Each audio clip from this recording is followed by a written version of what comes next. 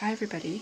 As I continue to revisit and review my collection and my inventory, I came across these two and I would like to show you these two decks from wanderingoracle.com. They are also on Etsy. Let's start with this one here. This would have made my favorite Lenormand decks, but you know, I completely forgotten about this one. So this is by Wandering Oracle, and this is the 2017 edition of the what they call the Wanderwust Lenormand. It is based on the Wust Lenormand from Germany, late 1800s, I believe.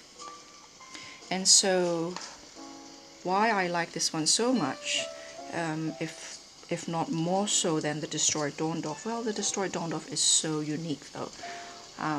But you know, they're in close competition with each other, is because this is a complete, well not a complete, but a re-rendering of the traditional symbols, but with the main symbols, in this case the clover here, highlighted in color, and then the rest are left behind, left receding into the background in black and white. It reminds me of my grandfather's photos back then in the 40s and 50s. He used to hand color black and white photos, and I think in those days that is about as colored you know, a photo can get. And so it has that sort of almost nostalgic feel for me because it reminds me of my grandfather's photography, but also because it captured these cards the way I see them in my mind when I read more traditional cards where the scenes are all colored. What I do in my head is actually highlight the symbol like this one here, exactly like this, so that in my head, in my mind, they stand out into the forefront and everything else recedes into the background. They don't disappear, but their recedes in the background. They're like a supporting role instead of the main role. And so this is a good example. For example, you can still see the harvest going on in the back. Someone is, you know, there's like a water pitcher there, there's someone's hat, someone's taking a rest, a job well done, you have a harvest. But the scythe is the main symbol that I'm reading, and so the scene behind it is not completely discounted, but it is there as a supporting role to what is really the main story, that is the scythe here. I have one of my favorite Lenormand decks, or symbolism, or style, or you know, in terms of depicting the symbols, is where there's just a scythe floating in an empty background. Sometimes you see, most of the times it's not just a scythe, most of the times you see a scythe and some bundled wheat or whatever this is. And I quite like that too. I quite like that sort of non-scenic, almost just the symbol just floating in an empty space. That's fine too. But when they are scenic like this one here, I really do love how this particular deck really depict how I do visualize them in my own head. So the child, everything else, you know, sort of receded into the background. The child stood out. Fox, bear. This is what I mean by this kind of a bit more just a symbol and there's nothing else. I quite like that too. In fact, this reminds me of a particular deck, a German deck, and all I can remember is that the packaging and the book is blue. The book is all in German, but they're not sold separately, at least not at the time I was looking. And they're a little bit expensive because it's out of print and because a lot of people liked it, I think. I think it's highly sought after. I'm not sure, at least at the time. Because sometimes, you know, these sort of things sort of waxes and wanes. Sometimes it's just a lot of demand for something for whatever reason, and then it doesn't. But this one here reminds me of that. It's really simple. It's just white, and then it has this symbols just floating in this empty space. And it is from the 1800s too, I believe. I just wish I remember what it's called. I think I saw something similar on gameofhopelenormand.com on their Big Cartel shop, but I can't be sure. I have about 4 decks on their site that has been sitting on my wish list for a really long time. Tower, the garden's public, So you could see everything that's highlighted is part of the symbolism. This mountain. Interestingly, it's not that, but it's this one here that's highlighted. That's interesting. So for a split second, I thought I was looking at a tree, and then of course you can see that the one that's highlighted here is the crossroads there. So that's the crossroads. Mice, heart, ring. It's another one of those ones where it's just empty and then just a symbol floating. Book. It's a closed book with the spine facing that way and the opening facing that way. Letter, man, woman, lilies, sun, moon, key, fish, anchor, cross, extra woman, extra man. And that's a sample card from another deck of theirs called Star Duster, which is based on another vintage classic antique deck, I believe German as well. I think it's called Stralsunder.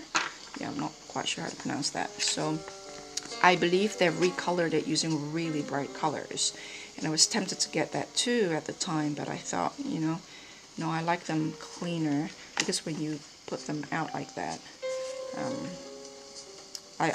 my reading style, as I said, this is how they look in my head. So for me, this would be more functional. So this would have made my top few favorite Lenormand decks really, and this definitely will stay.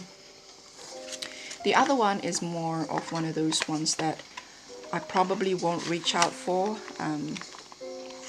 real work, you know, for when push comes to shove, but it is fun enough to use when you need to, you know, when you do a bit of a more light-hearted inquiry. And in my case, I only use this for business questions, so you probably already would have guessed what this is, because this is not new. It is the Spooktacular Lenormand from 2015, and it is a original design by Wandering Oracle, I believe.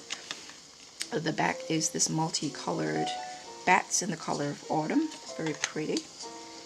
And so there is a suit of a bat, so I'm guessing this is extra cards, men and women. And then we start from the last card, which is the cross number 36. Anchor with a skeleton that looks like a mermaid or a merman, or what used to be.